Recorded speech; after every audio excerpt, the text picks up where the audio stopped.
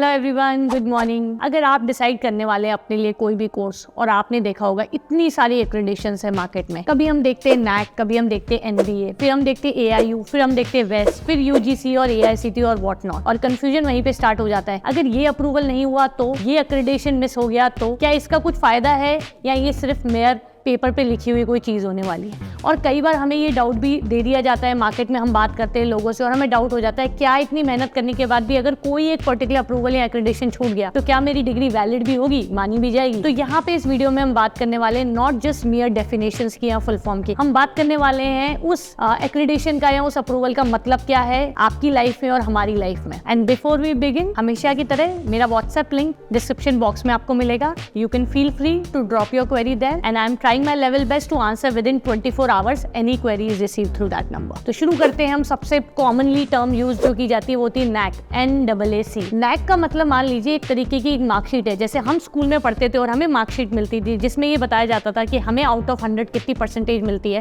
और उसी के हिसाब से हमें एक डिवीजन भी दी जाती थी, first division, second division, all that thing. Same मान लीजिए नैक एक मार्कशीट है सारी यूनिवर्सिटीज की। जो भी यूनिवर्सिटीज होती है उनको अपने पेपर सबमिट करने होते हैं, उनके कुछ पैरामीटर्स होते हैं, 5 पैरामीटर, उसके हिसाब से मिलते हैं आपको आउट ऑफ 4 में मार्क्स। अगर 4 जो टोटल नंबर है उसमें से अगर आपके आते हैं 1.5 नंबर या उससे नीचे 1.5 और लेस देन 1.5 तो आप नैक के हिसाब से फेल हैं और वो नैक आपको कभी भी एक्रेडिट नहीं करेगी। पर अगर आप आते हैं 1.5 to 2 तो आपको एक रैंकिंग मिलती है which is NAAC accreditation C। देन उसके हिसाब से B, A+ और A++, आपने सब देखा होगा। तो नैक को मान लीजिए एक मार्कशीट जिसके हिसाब से यूजीसी की जितनी भी यूनिवर्सिटीज हैं वो नैक के एक्रेडिटेशन के लिए जाती हैं।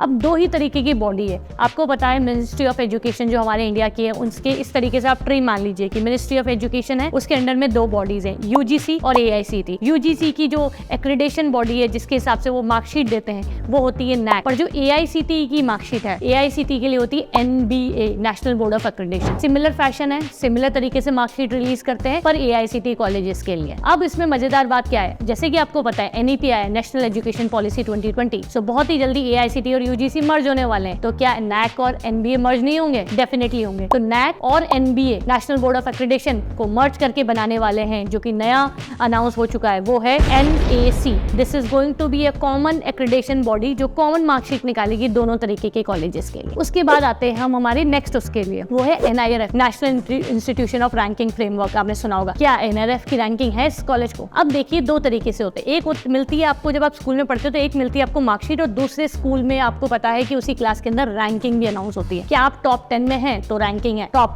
20 में है क्या रैंकिंग है, लाइक दैट। तो NIRF एक रैंकिंग फ्रेमवर्क है जो कि कॉमन प्लेटफॉर्म में हर तरीके के इंस्टीट्यूट, कॉलेज और यूनिवर्सिटी को रैंक करता है, और वो हर साल टॉप 100 यूनिवर्सिटीज और कॉलेजेस रैंक करता है 10 डिफरेंट कैटेगरीज में। एक यूनिवर्सिटी, एक overall, management, pharmacy, this that, all that 10 categories are club. और NIRF दोनों तरीके के कॉलेजेस को रैंक करता है। वो एनबीए और नैक की तरह नहीं है कि एआईसीटी को एनबीए रैंक करेगा और यूजीसी को नैक। वो NIRF है, एक कॉमन रैंकिंग सिस्टम होता है और उसके हिसाब से वो रैंक करता है top 100 universities in most of the cases for all 10 categories. ये होता है हमारा NIRF की वैल्यू। अब आपको समझ में आ रहा होगा कि अगर NIRF रैंक कॉलेज के से आप कर रहे हैं तो आप ऑटोमेटिकली टॉप 100 कॉलेजेस के अंदर अपने प्रोग्राम को इनरोल करा रहे हैं। उसके बाद अगर हम नेक्स्ट आते हैं तो आपने सुना होगा बहुत ज्यादा वेस्ट, वर्ल्ड एजुकेशन सर्विसेज। तो वेस्ट किसी तरीके की एक्रेडिटेशन नहीं है और वो ये कोई इंडियन बॉडी भी नहीं है।